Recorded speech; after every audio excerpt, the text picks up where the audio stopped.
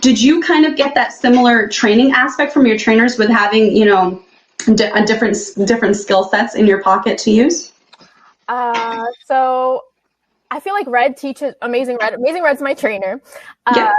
Basically, he teaches us everything. He starts us. He teaches us in a way where it's like he won't level us up until we're ready. So it's like rolls, bumps. Then from there, like delete frog. Then from there, like he'll add stuff to the drills little by little. But like once you're there, he'll teach you everything. He said you have to know everything, even if you never do it. You never know, like how to take things, how to do them, how to phase, how to do everything. Anything after that, whatever you want to learn, and you come to him with like, hey, what do you think about this? Like, he'll like, yeah, why don't you do it like this? And then you try it out, and then you do it a different way. And it's so cool. But he definitely works to everyone's style, technical, high flyers, like anything in between. But yeah. What would you say are your kind of go-tos?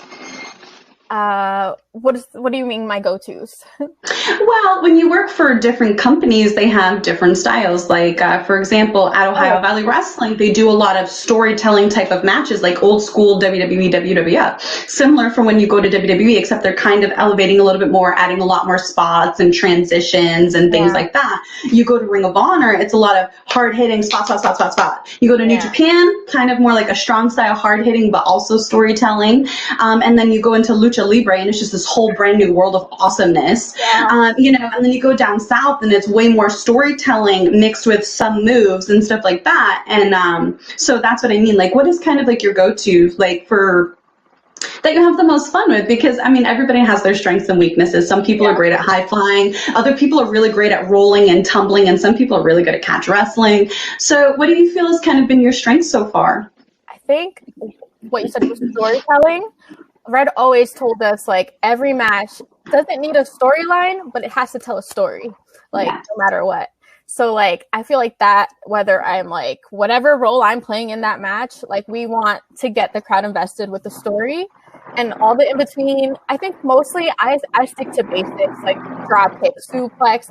I like it's kind of like a Japanese style. Like, if you watch a lot of Japanese wrestling, they're very basic, but like they turn it up when it needs to be turned up. Like the way they do that drop kick, the way they do the suplex, you'll just be like, oh my god, like whoa, it's like this fire.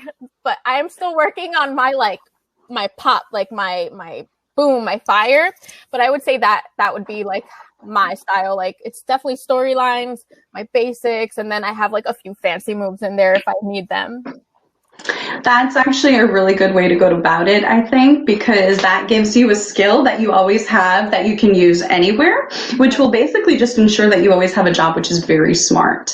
You know what I mean? Sometimes they don't need you to do those moves. Sometimes they need you to make somebody else look good. And knowing how to make yourself look good by making someone else look good is also a part of the art. I think that a lot of people forget, you know? Everyone wants to work with you. You know, so, wait, what? I said everyone would want to work with you if you're like, exactly. Sport, you know? Yes, like somebody that can take your power move and make you look like $1 million. Like they died, like call the ambulance. Like that is a good hand. You know what I mean? So I think like you have that kind of in the back of your mind, which is very good, especially for how like the short time with which you've been wrestling, which shows that you are so far ahead. That's really awesome to hear.